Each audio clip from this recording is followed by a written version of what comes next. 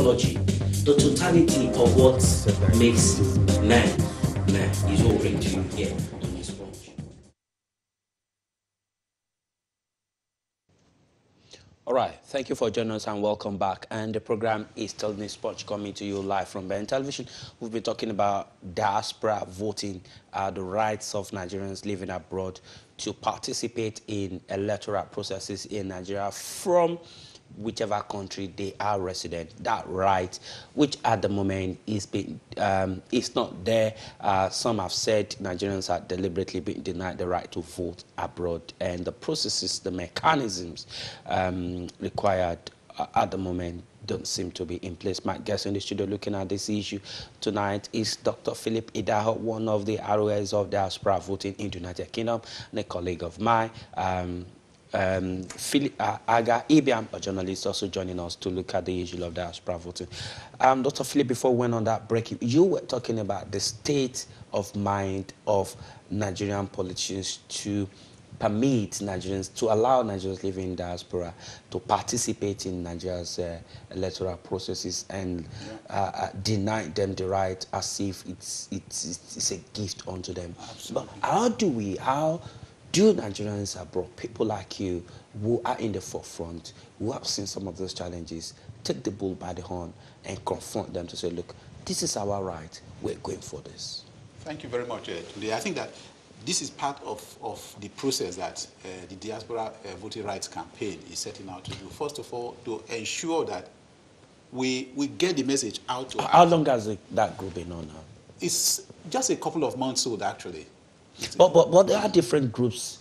We have NATO, yes, which is supposed to be, in fact, a federal government-recognized organization for Nigerians in diaspora, Nigerian professionals. Absolutely, yes. Across the world, globally. Absolutely. And we have CANUC, which is a kind of the UK, the Nigeria High Commission, the United Kingdom recognized and supported organizations for Nigerians. What are these two organizations?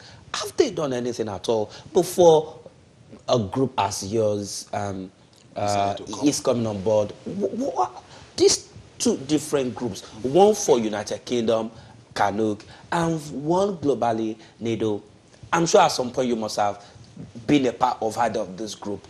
You want to tell us, why have these groups not taken the bull by the horn? What have they done? I think that will be unfair to NIDO to say that they have never done anything about this. I think they have.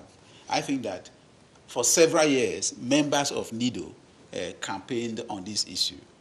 Is it enough to campaign? Yes. Or to also to do something. To do something. And the key thing you need to do is bringing about a change in the legislation. Yes. A private member bill. Yes. Anywhere in the world, private people can sponsor a bill through their representatives, either in the Senate or in the House of Rep. Absolutely. Talking is not going to change anything. But let me allow you to go on. I'm sorry. No, it's all right. I totally agree with you. And I think that we learn on the journey. You see, I believe that Nigerians have had, those of us outside, we had a lot of hopes. At least I would tell you that I followed this campaign very closely over a number of years. And when I see or I recall the energy that some of our compatriots put into this journey, you will have thought that our compatriots who are in the National Assembly in Nigeria will find it in their heart and in their space to simply do it. It shouldn't be something that we needed to sweat over. It shouldn't be something that we needed to beg for. It shouldn't be something that we needed to go to court for. But that is what they are making us do. That is what they are making. And as I said, I think that all of these kind of behaviors, they are deliberate. At this point in time, we have a few members who have come from outside and are in the National Assembly. Okay? But I don't think I do know that the current leader in the House of Representatives, Honorable Femi Gbajabiamila, used to be in America before joining politics. Absolutely. And he's been a long time there. He's been there. Yeah. Quite a lot of them. He's still a diaspora. He's a diaspora alumnus. I think the problem is the connectivity between those of us who are still here and they who are on ground probably has not been strong enough. And we want to address that too.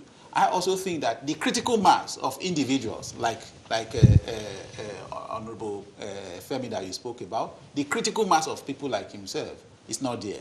So you have a sprinkling of these individuals, but they are not in good numbers, okay, to say we are going to do this and get it done. I think that is a challenge. Therefore, to help them and to help other fair-minded Nigerians who are in the National Assembly, because not all of them that are against this, to help those who are fair-minded amongst them, I think that those of us outside, we need to come together and create a surge and interface with them, work with them to ensure that this is done. Look, let us forget whether it is for 2019 or 2023. Let us have it in our statute books. Let's have it first of all. Let it be embedded in our laws that it is the right of any Nigerian, wherever they reside on the face of the earth, if they are willing to vote, that some allowance, practicable allowance is made for them to vote. That is what we should be asking for. When that is done, it becomes the problem of INEC to say, okay, at this point in time, this is what we can do based on resources available, and this is what we cannot do. But let it become a law first. I think that this is the challenge we have. And I am pleased that individuals like yourself who are in the media industry, are taking it upon yourself to listen to us and to hear us out and to help us get that message out to Nigerians that it is wrong. It was wrong yesterday. It is wrong today. It will be wrong tomorrow. To deny me and my offspring, who have not decided to not be Nigerians anymore, to deny them the right to have a say in who becomes the leader of our country. A country that stands as the most populous black nation on earth, a country that should be an example to all black people wherever they live, a country that should be a shining example to what leadership is in Africa. Ibiam, quickly, as Nigerians begin to march towards 2019, there are Nigerians abroad, colleagues of yours who are practicing journalism, who are doing very well. Are things that is there something that has been done from your end to highlight some of these issues, the critical issues of that you're practicing as a journalist in the UK doesn't stop you from exercising your civic right, does it? Actually, we are really denied. But to answer to your question is, I remember 4 or 5 years back, even Alista, right, had come up with that agitation for Nigerians in diaspora to vote. I mean, this is basically agenda setting role, which your organization is playing, which means that, who knows, come after 2019, there could be possibility. But I must tell you that we have not been doing enough. Yeah. All right? Absolutely. To sell the idea of Nigerians abroad capable of voting. We have Association of Nigerian Journalists in UK, ANJUC. I mean, these are the kind of things we should be brainstorming on. All right? But the fact remains that we living abroad need financial kind of support, wherever it will come from. It could be other Nigerians. What kind of financial support? What do you mean? You can't send a bill from here without traveling to Nigeria. You can as well via email, but you need to lobby. All right? The family you mentioned, look, if you keep mentioning individuals, they are not there for the interest of Nigerians. And I'm saying it here. Now, any day you call for a debate on this issue, tell me how many National Assembly members will turn up. But when you call for a debate on committee sharing, allocation, then the whole place will be filled up. But for what will benefit you now, we are not. Do you think if Nigerians abroad, the Nigerians abroad are considered one of the most intelligent expatriates anywhere in the world? Yes. I mean, doing very well from America, in the United Kingdom, in medicine. Do you think if they had been given the chance to vote, the leadership in the country will have changed? Yes, the answer is yes. Absolutely. Dr. Philip? I would. Absolutely. You would- Okay, go on. All right, you won't vote like a non-entity. You won't vote because you were given a cup of salt, or 500 or 5,000, whatever they share now. You are not going to vote like that. You're going to look at who are the candidates, what are they going to achieve if we allow them to get in there. Dr. Philip, is it the fear of credible voting or the fear of anger? There is always this issue of rigging in Nigeria. Even though we're there, we've got our representatives. So if you allow votes to be carried out abroad when we're not there, there's going to be massive rigging. Is it the fear of rigging or the fear of credible vote that is stopping this? A combination of Look, both. I think that and if anyone does raise that issue of rigging with me, I will tell that person that that is a fear that is grossly unfounded. No, sorry, I have to disagree with No, you. let me finish, please. All right, let me put you on hold. Let me put you on hold. Let me put you on hold, sis. I've got Yinka on the line so that Yinka can join us on the program. Yinka, thank you for calling into the studio. Thank you for joining us. Go ahead and make your point. Go on, Yinka.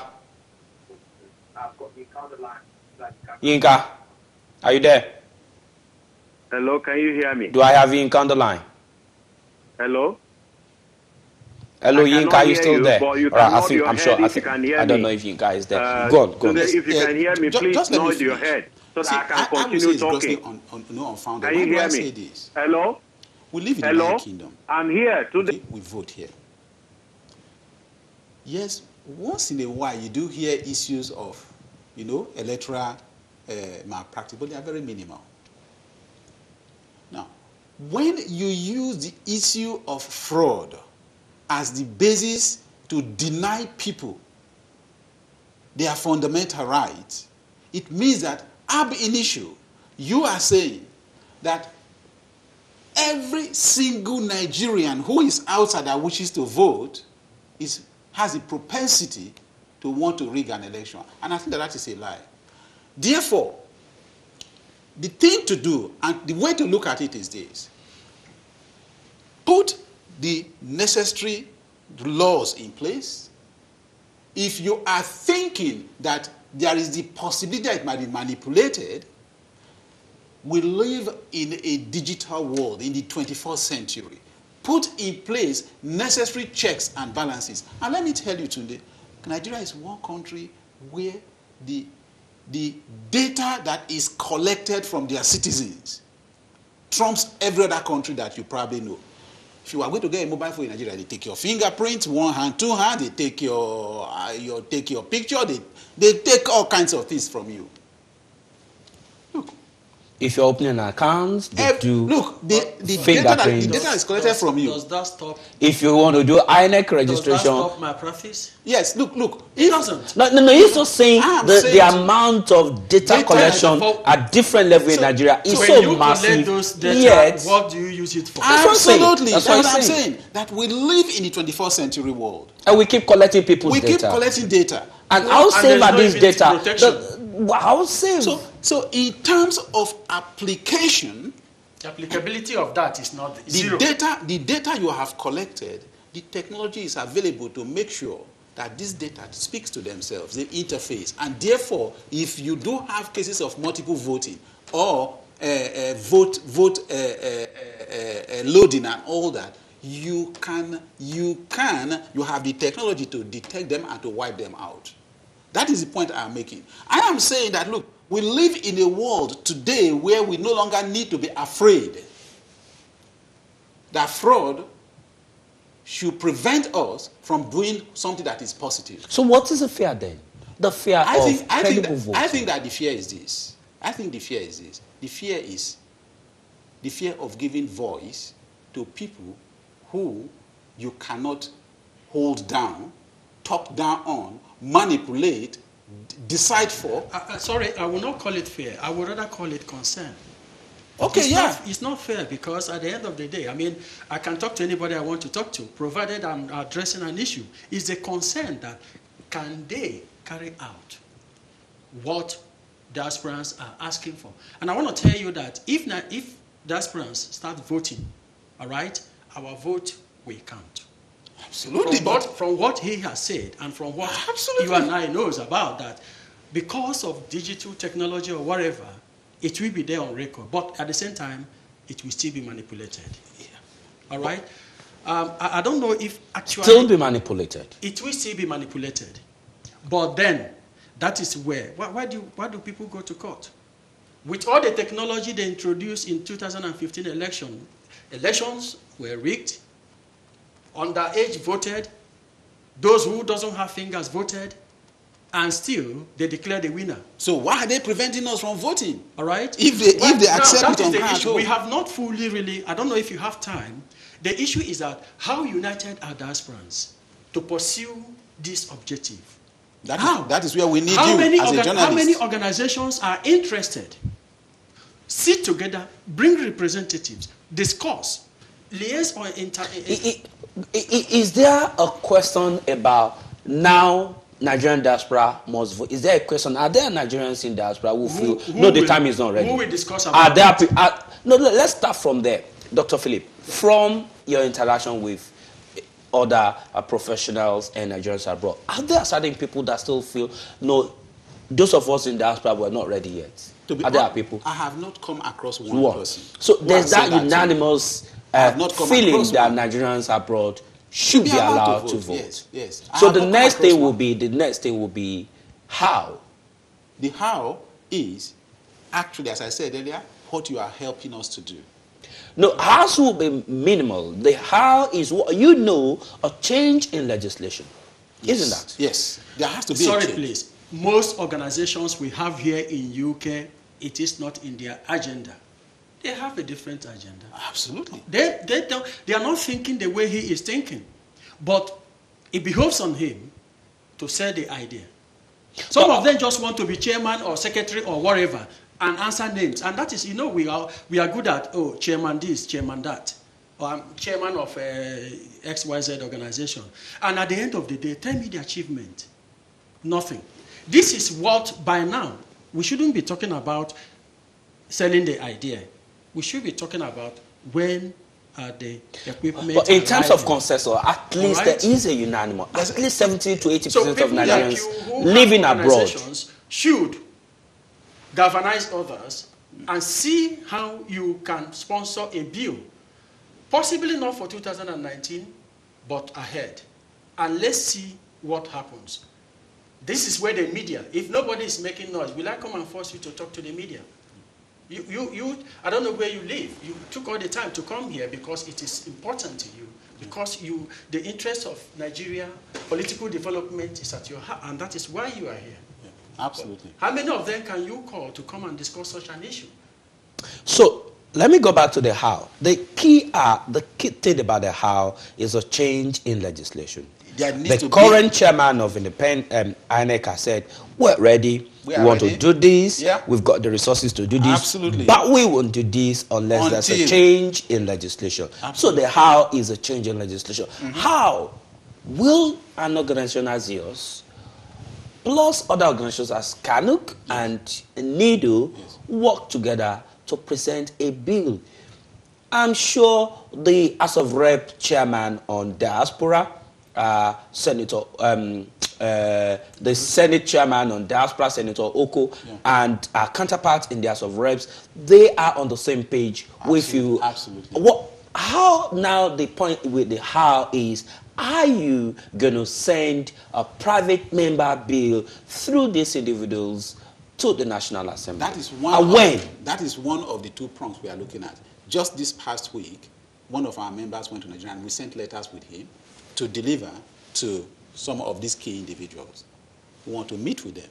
We want to have interface with them. We want to discuss with them. We want to ask them, look, are you willing to sponsor these bills, for instance? If we sat down with you and said, look, okay, we are willing to sponsor this bill or to come forward with a bill and for us to call it a private member, are you willing to do it? There must be a procedure to, introduce bill in the National Assembly. You must work with members. But even if you walk up to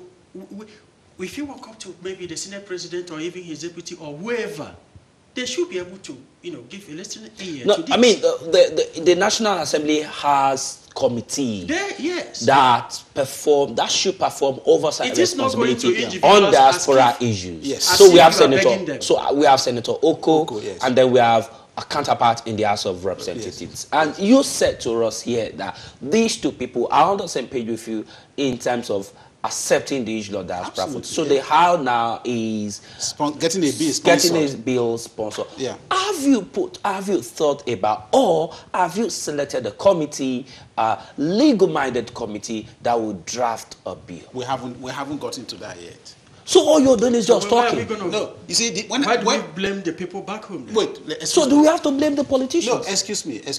The reason we've talked about the politicians is because a bill had presented them in the past, which they threw out. We have started, as you asked me how old our organization is, and I said we are just a couple of months old. All right? We are reaching out. We are reaching out to like-minded individuals. Shouldn't active organizations as yours stop now reaching out and take the bull by the horn, set up a committee to draft the bill? I cannot argue about that with you. I totally agree with you. You've been having those talks since 1999. Talk, chat, intervention, yes. Mobilizing people. We had a bill defeated. Yes. Now that's what we went to court. You won. And what have you done? Nothing. Building on that court ruling that was made in favor of diaspora voting. Yeah. Agreeing with the fact that your organization is new, but shouldn't this organization now set up a committee, bill presentation, drafting committee to work with NADO, CANUC, shouldn't be your organization alone, but working with the three principal organizations and come up with a bill?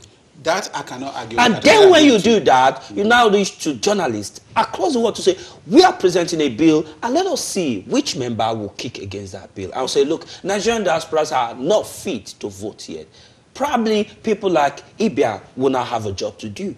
No, I totally agree with you. We will take that forward as an idea coming from here. Even traveling to places like America where you have greater number of Nigerians living, all right? Nothing stops you. That is where I told you about the financial aspect of it. You need money to run around. Do they have that? You need to go to US, call a meeting, and see what comes. But it's a digital age. So they go to South Africa. It's a digital age. I think you can do a lot. They are not. They don't. Do you need to travel around? I think we can do a lot. Sometimes you yes, you may need to travel, but I think that we can do a lot. I can't believe you when I don't see your face. You see, I think that we can do a lot. We have to understand that the whole idea of diaspora voting is wrapped around one thing. Okay, it is wrapped around the issue of political rights. Okay, for Nigerians who live out. Right, quickly because of my time is going now. Dr. Philip Idaho, in just one sentence, do you think the Buhari administration deserves a second term? Absolutely, yes. Why? Reason? Since President Buhari came on board, he has engaged in fundamental. I'm afraid you agree he has engaged. Do you think he should be given a second time? No. Why? Quickly, in one sentence. He didn't. He dashed Nigerians' hope of going for second term. All right. He dashed it completely. Security of lives, zero. Tell me, economy, where are they? Please, if Nigeria should be under Buhari for the next 4 years, we are gone. How unfortunately, next week, don't worry, we'll come to talk about Buhari's scorecard. Next week, we'll talk about Nigeria's Buhari's scorecard. I can't take that on this show. This is how far I can go here today. My name is Tunde Alabi. I've had Dr. Philip Idaho and Ibiam Aga on the show with me. Enjoy your evening. To economy, business, technology, the totality of what makes man is what we bring to you here on Newspunch. We give you the information that you